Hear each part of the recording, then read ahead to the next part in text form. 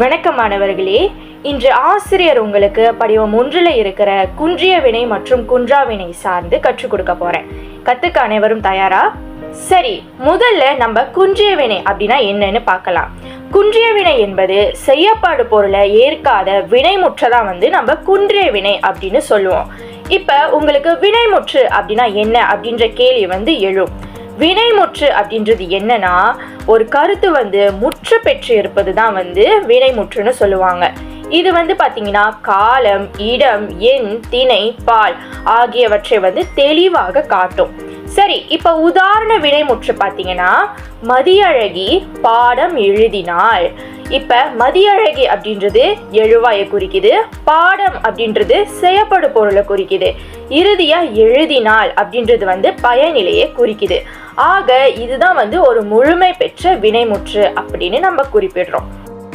சரி, இப்ப நம்ம மீண்டும் பாடத்துக்கு வருவோம். முதல்ல குன்றிய வினைகள் அப்படின்னா என்ன? குன்றிய வினைகள் அப்படின்றது பாத்தீங்கன்னா, அந்த வாக்கியத்துல செய்யப்படும் பொருள் துணை இல்லாமல் வருவதுதான் குன்றிய வினைகள். இப்ப உங்களுக்கு இன்னும் புரியுற மாதிரி சொல்லணும்னா, அந்த வாக்கியங்கள்ல பாத்தீங்கன்னா எதை, எவற்றை, யாரை இந்த மாதிரி கேள்விகளுக்கு விடை வராது. இப்ப உதாரணத்துக்கு பாத்தீங்கன்னா, இங்க ஆசிரியர் காமிச்சிருக்கேன் பாருங்க. குதிரை கனைத்தது. குதிரை என்பது எழுவாய், கனைத்தது என்பது பயனிலை. இதுல பாத்தீங்கன்னா செய்யப்படு பொருள் இல்லை. சரியா? இதுல எதை, எவற்றை, யாவை எனும் கேள்விகளுக்கு பதில் இல்லை. அதே போலதான் கீழே பாவனார் மகிழ்ந்தார். பாவனார் மகிழ்ந்தார் என்பதில் எழுவாய் மற்றும் பயனிலை மட்டும்தான் இருக்கின்றது. அதில் செய்யப்படு பொருள் இல்லை. ஆகையால் இதுதான் குன்றிய வினை என்பர்.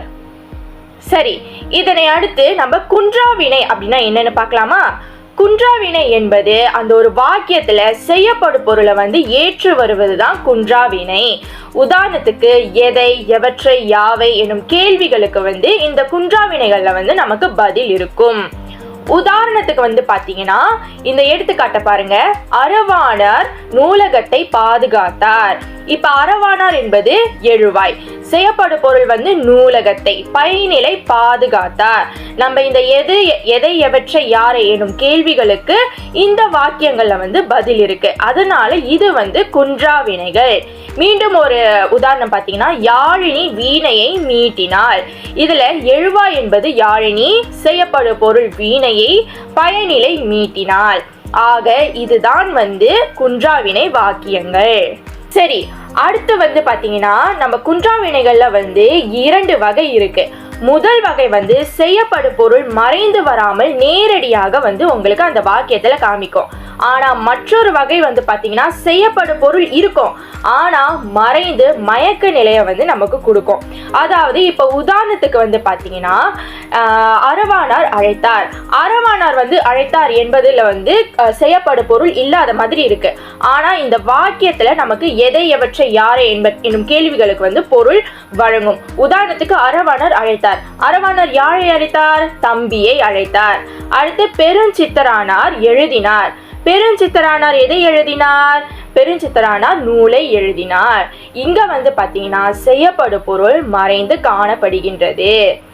ஆக மாணவர்களே, இன்று ஆசிரியர் கற்றுக் கொடுத்த குன்றா வினை மற்றும் குன்றிய வினை சார்ந்து உங்களுக்கு புரிந்திருக்கும்னு நம்புறேன். இன்னும் ஒரு அடுத்த கற்பித்தல்ல நம்ம சந்திக்கலாம். நன்றி.